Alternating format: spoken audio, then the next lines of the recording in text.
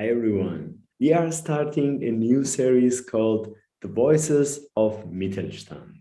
And in this video, we will talk about from the perspective of a Mittelstand company in Deutschland, in Germany. And I am quite excited to have our first guest, Tamey.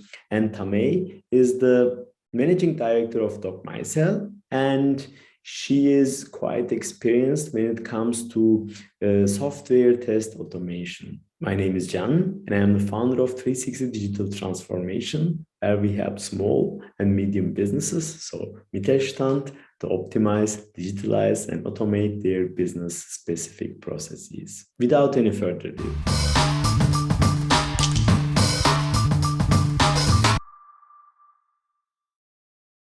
Hi, Tamey, welcome. Hi, John. Thank you for having me. Thank you for being here. And can you please introduce yourself and your company? Sure. My name is Tamey. I am part of the company called Dr. Meisel Consulting UG. And as a company, we do IT and business consulting and are specialized in the area of quality assurance and test automation. In short, we check your code and see if it's still running. Yeah, thank you for the introduction. And I like the code that you said, we check your code. So it's great. And as I mentioned to our audience in the introduction, you are the first of a new series from the Digital Mittelstand. This is called Voices of Mittelstand. And I would like to thank you again for that and being a part as a Mittelstand company. And therefore is my first question is that what are your challenges as a Mittelstand company in Germany? Yeah, well, first of all, I think I have to thank you. I feel honored to be the first one. So thank you for that. What are our challenges as a Mittelstand company? I think that's a good one. So challenges definitely, which I think a lot of people will be able to relate to, is raising awareness that we exist. So we are small, right? We don't have a reputation that, goes in front of us and everybody knows that we exist. So contrary to big companies, we really have to, make people aware that we are there and what we can do, the skills that we have. And I find that to be quite challenging because, you can have the best skills ever in the whole world. If you're not able, to use them, if you're not able to promote them, then what good are they? So that's one of the biggest challenges that I am currently also still facing. And we're trying to tackle them every day. Yeah. Yeah. So I feel like, we have to work extra hard, let's say, to be seen by clients, by other companies, which, like I said, I think a lot of small companies will be able to relate to. I feel like we're like the small, in Germany, there used to be called Tante Emma Laden. I feel like we're these small, like shops still that exist, but next to us there's like big retail companies and everybody goes to these, but we're also still there. We offer good service. We're really keen on working on things and really motivated. So yeah, that's a really big challenge, let's say. Yeah, but you are being humble because as far as I know, you have very big clients. So I don't know whether you should name them or not. You are right. It's a quite big company that we're working for, but the road to getting there, it wasn't that easy. You start off doing small things and you always keep on hoping that one day eventually you'll be like a direct provider. But there's no guarantee, right? Because as you're small, it might also be that they forget about you. So you always have to, like I said, you have to like work extra hard to still be seen, because I don't have that reputation that big companies have. And where you like automatically, if you think about somebody to do one job, you're like, oh, I think about the, let's say, big five or big four, but it might not come naturally to you to think about my company in that situation. So one of the most important things was to build relationships. So personal relationships is really important in that case, and I think that's what in the end landed us where we are right now, working for a very big corporate. So I think that was the one thing that led us there. But still, if you want to not stay in one place and you want to do other things also, then still the reputation isn't there. So we still have to work hard to not be invisible. Yeah, yeah, but you're right. It's getting there is quite difficult, but you have achieved this. So hopefully the rest will come slightly easier. It won't be easy, of course, but Yeah. hopefully slightly easier. But your company is growing. You are recruiting actively. Of course, please feel free to mention maybe somebody in our audience would like to apply for that position. But having mentioning that, how then digitalization plays a role in your growth because you are rapidly growing? Yeah. I like that you slipped in the recruiting marketing there. So thank you for that. And I think yeah, we can continue with that. So what role does it play for us in digitalization? So recruiting is a really good point actually, because yeah, we do recruit solely online, I would say, or through digital processes, but not only the recruiting itself, but our whole collaboration model is based on it. So the way I see it is that digitalization, a lot of times it feels like it's more a trend, right? So everybody tries to follow the trend. We try to do everything so that we feel comfortable in that trend and so that we can profit out of it. But it's not just a trend to us as a company. For us, it's more a lifestyle. And that's why I also said that it results in us, the whole collaboration model being based on digital processes, right? So we have people sitting in all parts of Germany, and I couldn't care less where somebody is sitting as long as the work is being done, right? So if I have motivated people and they sit, I don't know where, don't care. I mean, as long as you do your job and you're motivated, that's all that counts. Yeah. So I think that's a really big part for us. But other than that, a big role it also plays in the growth that you have mentioned. So digitalization for us as a small company means we have a lot more opportunities to exhaust and also look at, because we're not narrowed down to one location or even one country. So if we wanted to, and if we had the means to, we could take on projects worldwide. We could work with clients worldwide. We can connect with people from different countries. So I feel that's amazing, and that's also what's a big factor for us as a small company. Yeah. And of course, as you mentioned, for let's say big or traditional companies, it's called new work, but Mhm. it's your old way of work anyways. Yeah, So you are more trained in that manner. that's true. Yeah, so it's our everyday work, let's say.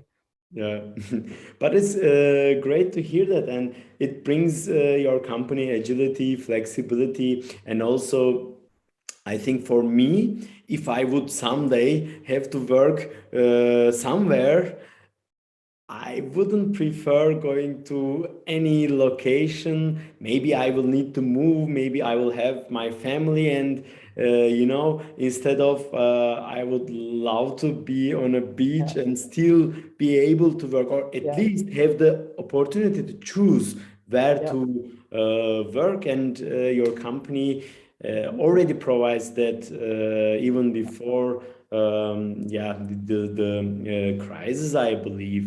yeah. But that also can bring me to my next question. You mentioned that already, but still want to emphasize on that. Which digital use cases you have that helped you as a small company? Yeah. So we already kind of touched on that. So I think definitely the digital collaboration model that we have. So having employees everywhere in Germany and even being open to them being everywhere in the world. But I think when we're talking about remote work, that's not, let's say, special anymore, because now I mean, we were forced to do it, right? So everybody's doing it now. So that's nothing special anymore.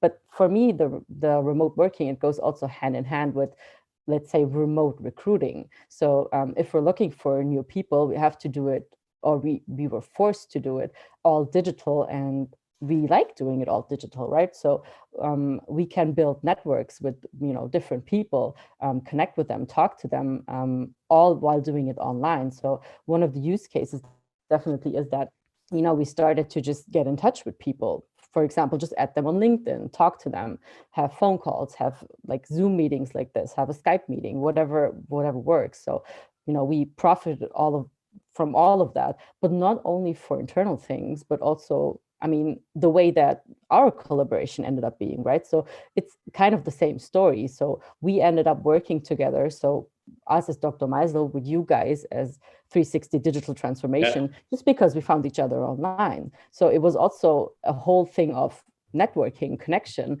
And all of a sudden it's like, you offer a service that I need, so why not work together? So yeah, I think that's a really good use case to show how, being online and, using digital measures that we have, we end up in places that we, needed to go anyway, but we end up going there easier because we were looking for somebody to support us anyway. So when you came along online, that was like a jackpot for us. Yeah, yeah, Yeah. yeah. I take it as a compliment. But on the other hand, one question that I will ask when it comes to customer acquisition, because you mentioned that you are trying to make yourself visible to other clients or other projects, and how do you then do it online? Without necessarily going to events or traditional physical manners? Or Yeah. you do that. I mean, a hybrid version is also Yeah. great.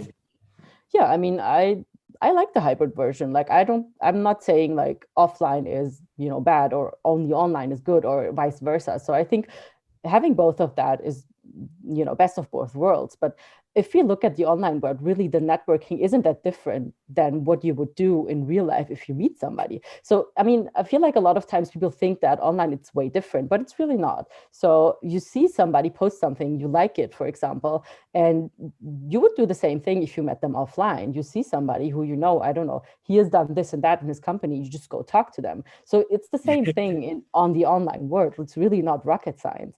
So yeah, that's what we also do. We get in touch. We try to, I think the magic word is still networking. We try to do Yeah. networking. Yeah, and one of my personal goals as well as with company goals is to attend either online or offline, doesn't matter, networking events Yeah. twice a month, at least to meet with new people or update each other with the people that you already know. And as you said, networking is networking. Sometimes could be online, sometimes could be offline, but a great point. Um, I have more personal question though. I Mhm. mean, the experience that you have developed in the last couple of years quite valuable, but also to entrepreneurs that would like to start maybe today and want to be in your position in a couple of years. So as a growing Mittelstand company, what would you do different if you have to start over? So that would be your kind of tip to new buys, so to say. Yeah. Yeah. I would definitely say there's a lot of things, but since I need to, break it down and pick one point, I would say for me personally, it was not to be as fearful as I have been with things in the beginning. So I think that's in that point, I'm really German. So a lot of Germans like safety, we don't like being in risk. We like safe things, we like a safe working space, we like a safe salary. We just like being safe in a safe space. So that was one thing that was really difficult for me to learn or let go of, is to be so fearful of everything and try to calculate the risk of everything. I mean, welcome to 2021. You can't calculate the risks of everything, right? So you just have to go with it. So being a little bit less, fearful and being more fearless is one of the main takeaways for me that I would do different if I could do it again. So I would be, a little bit more, yeah, open to risks, let's say, because I think it can take you to really good places. So you don't always have to have the safe plan and always have to have the ultimate idea, and you don't even have to have the ultimate vision for where you want to go in 5 years, because that's one thing that a lot of people ask, right? They're like, what's your vision? What do you want to do in the next 5 years? Maybe you don't know, and that's okay. So I think that's one of the things that a lot of people should adopt also. So I would definitely do it like differently in that area if I could redo it.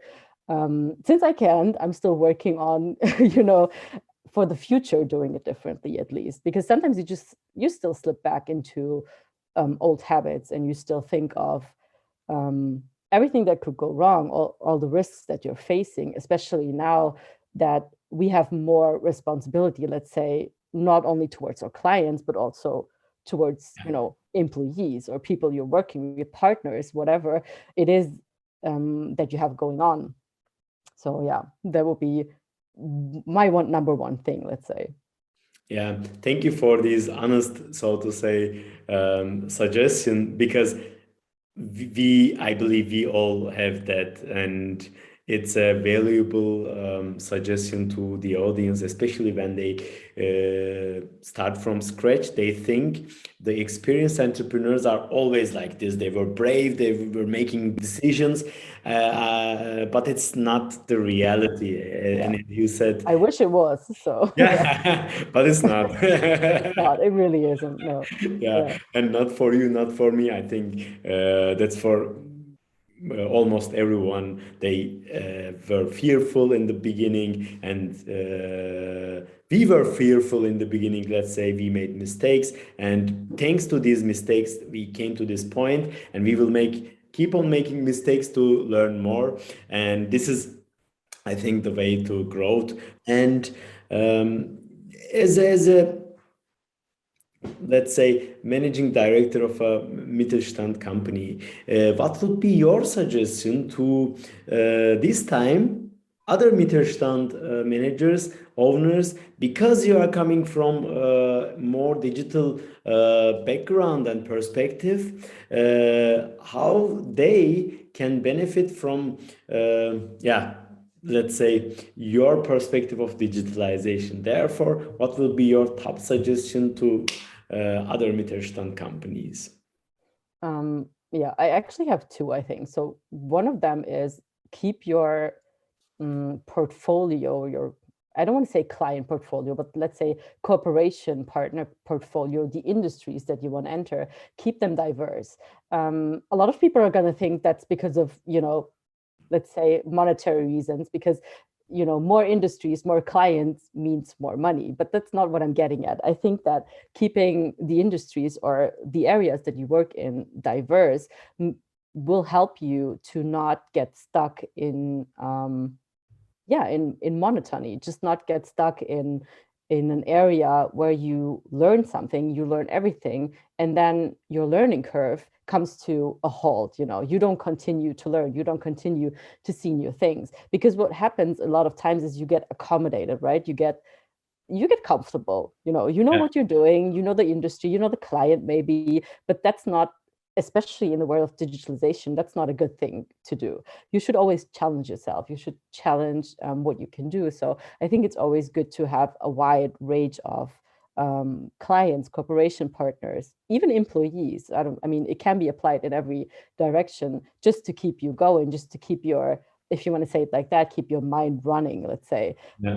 because you continue to learn new things, you continue to see new challenges, and you might have to react in a different way that you used to, but that's a good thing. So that's one of the things that I would definitely say is a top suggestion. And then the other one, I don't know if you know the saying that goes, happy wife, happy life.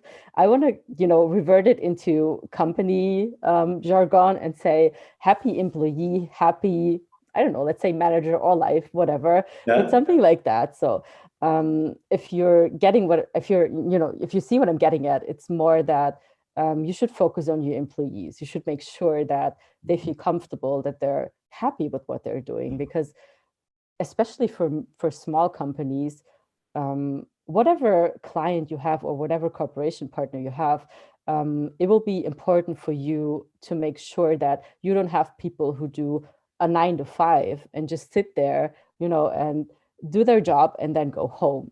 I need people who are, ready to try new things, who are not afraid to speak their minds, because I love hearing whatever everybody has to say. Maybe it's a good idea. Might be that it's a crappy idea. It happens. We all have crappy ideas, but it might also be that it's a good idea, and that somehow eventually we can develop it and we can do something else or something new or something different.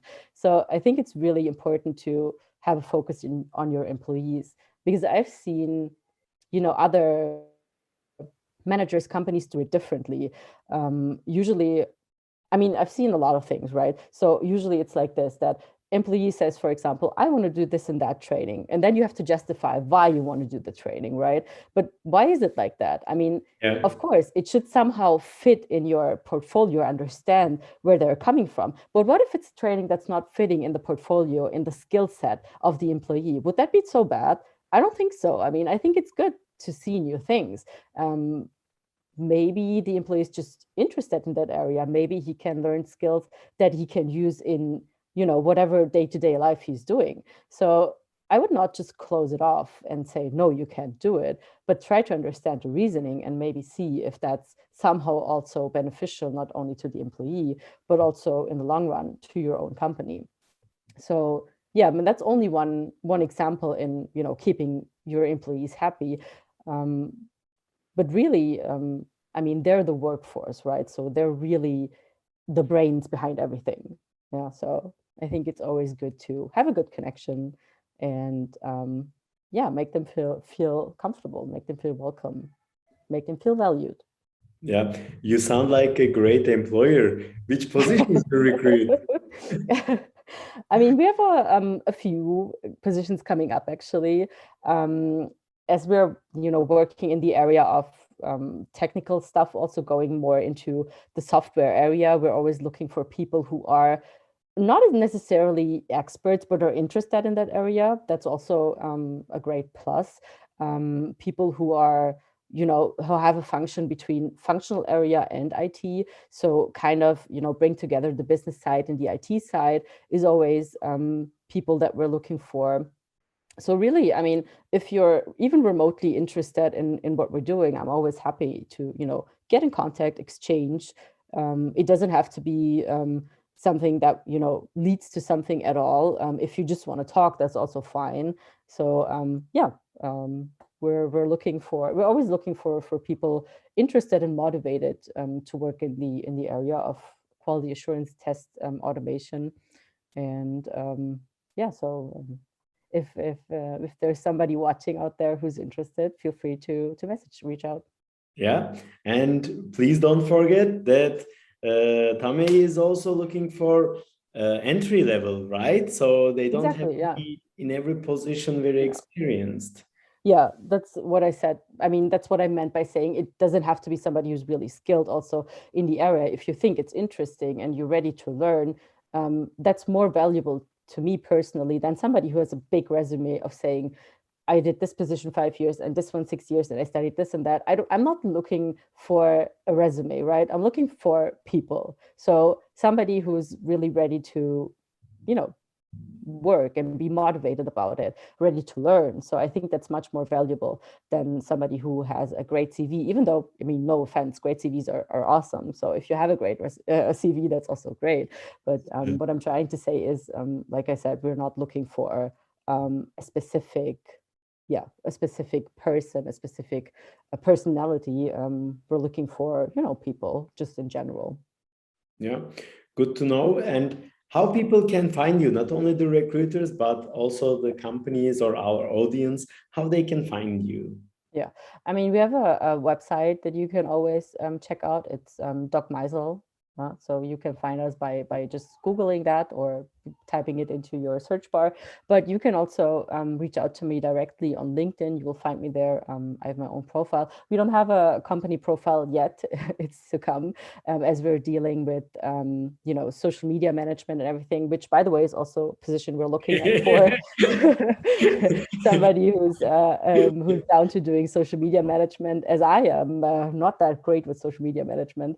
I'm looking for somebody who really wants to do something like that. So we don't have a LinkedIn page yet, but it's gonna come. So Yeah, hopefully you'll also be able to find our company on LinkedIn soon. that would be great, but I will definitely put the links in the description and also on the Great. video, your company website and your LinkedIn profile. Tamey, thank you for this very valuable conversation, and thank you for being the first in the Voices of Mittelstand series. Thank you for having me again, John. It was very fun and hope to talk to you again soon. Thank you. And from the audience, don't hesitate to apply if you think those positions that Tamey recruits are interesting for you. Thank you again, Tamey. Ciao. Thank you. Bye. One episode every Tuesday at 7:45 a.m. and also other videos for digital transformation. If you like the content, please subscribe, and you can reach me out anytime by my email. Here it is. And thank you for visiting my channel.